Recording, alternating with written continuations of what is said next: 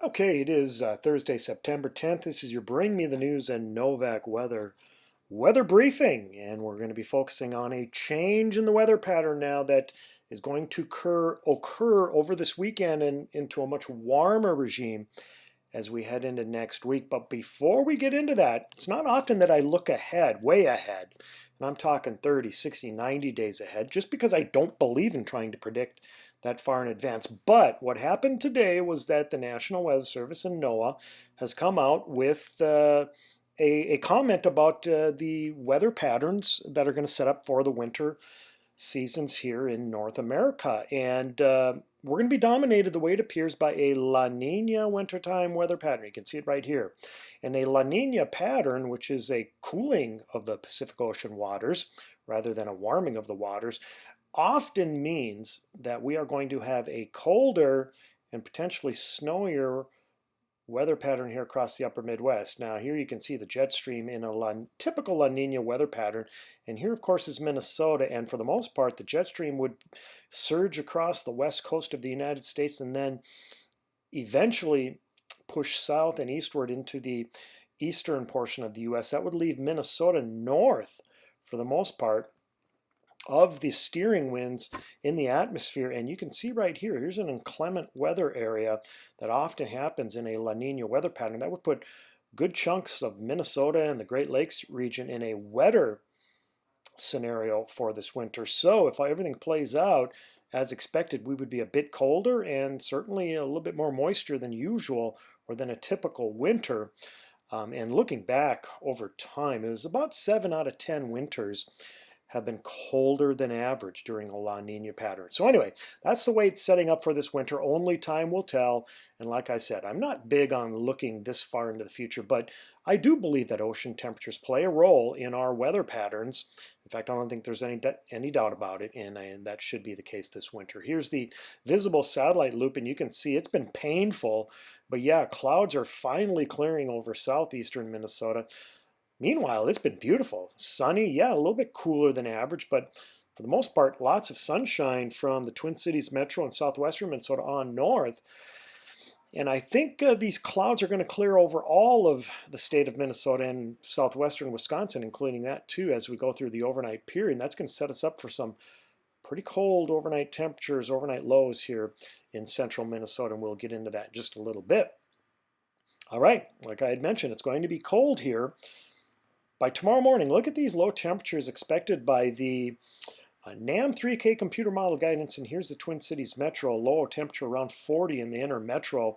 But look at some of the outer suburbs and yes, areas just north and east of the Twin Cities metro. We're talking about temperatures that may dip near or below freezing, so that's the reason why there's a freeze advisory out for a good chunk of northwestern Wisconsin and a frost advisory for areas in and near and around the Twin Cities metro, especially north of the Twin Cities metro. And again, that's because we're expecting pretty cold overnight temperatures here in Minnesota and Wisconsin. And by the way, we set another record yesterday for the coldest afternoon high for September 9th. That's the second time now in a row that that has happened. So yeah, no doubt an unbelievably cold air mass continues to be in place here across the upper Midwest. All right, here's the jet stream steering winds from the GFS computer model guidance. And here we've been talking about that cutoff low now over the Rocky Mountains that's been keeping them cold and wet. And eventually this cutoff low is going to eject northeast into the upper Midwest, giving us the potential for some rain here as we get into late Friday, late tomorrow, and into Saturday morning. There's that cutoff low now starting to spin northeast into Minnesota and Wisconsin. That does promise to give us rain, but I wanted to look a little bit further ahead, and as we get into early next week, this is Monday and now Tuesday and Wednesday of next week, look at how the jet stream now has pushed north of the U.S.-Canadian border. That means that much warmer air is going to be able to surge into the Dakotas and Minnesota along with the Great Lakes area as we get into the early and middle portions of next week. That's great news for those of you that are looking for warmer than normal temperatures because, yeah, I think we're going to get that. Here's the future satellite now. Here's that spinning area of clouds now right here over the eastern Rocky Mountains, over Wyoming and Colorado. And like I had mentioned, these clouds are going to move northeast as we go through the day tomorrow. So hopefully you got some sunshine in today, but watch what happens to these clouds as we go through time.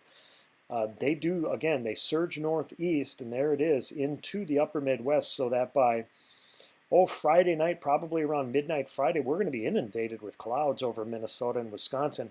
And along with that, it's going to come likely some showers. Eventually, those clouds pull off to the east and northeast. But yes, I'm still expecting, for the most part, clouds and cool temperatures to hang around even in through the day on Saturday. It may not be till Sunday before we actually get some much warmer air here into the upper Midwest. Here's the radar now. Going to be dry for the rest of this evening and overnight. And then as we get into tomorrow morning, we're going to be looking at some showers now developing over South Dakota. Now keep an eye on these showers, because as we go through time, Friday afternoon and then Friday evening, you can see these clouds and these showers popping up all over southern and central Minnesota by about late Friday evening or Friday night. And these showers stick around through Saturday morning. In fact, even by sunrise Saturday morning, yes, our skies, or at least our atmosphere, will start to dry out a little bit. But yes, by then we'll have certainly had our fair share of precipitation across southern Minnesota and western Wisconsin. And like I had said, I think much of Saturday is going to be cloudy, with even some showers still lingering up over central and northern Minnesota as we go through the day Saturday. So yeah, if you're looking for your warm weather, hang in there. I think we're going to get it as we get into next week. Thank you for joining me.